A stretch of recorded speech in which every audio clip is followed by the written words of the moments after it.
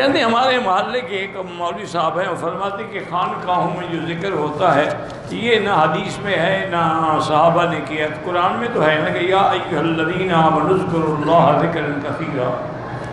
اللہ نے حج میں بھی تو یہی حکم دیا ہے، اذا افضتم من عرفات فاذکروا اللہ عند المشعر الحرام۔ یہ بھی فرمایا واذکروہ کما ہداکم، یہ بھی فرمایا واذکروا کذکرکم آباءکم او اشد ذکرا۔ یہ بھی فرمایا حدیث میں کہ ید اللہ علی الجماع، جماعت پر اللہ کا ہاتھ ہوتا ہے۔ تو ذکر میں جماعت میں کوئی اللہ والا ہوتا ہے جس کے ذکر سے اللہ سب پہ رحمت فرما دیتے ہیں۔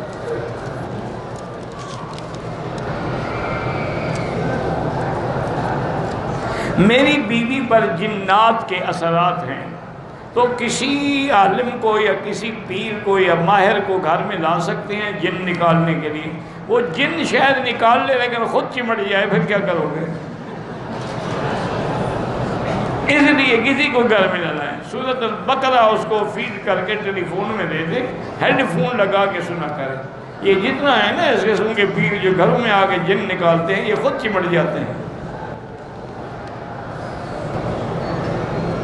میرے والد کو 15 سے نیند نہیں آتی، بہرحال رات کو سوتے ہوئے درود شریف پڑھتے رہیں، اور آیت جو ہے نا پہلے آیت پڑھیں، ان اللہ و ملائکتہ یصلون علی النبی یا ایھا الذین آمنوا صلوا علیہ وسلموا تسلیما اللہم صل علی سیدنا محمد وبارک وسلم۔ بہرحال جو درود شریف بھی ان کو یاد پڑھتے رہیں پڑھتے رہیں پڑھتے رہیں، انشاءاللہ نیند آ جائے گی، کیونکہ جب درود پڑھیں گے سکون آئے گا، سکون آئے گا تو نیند آئے گی۔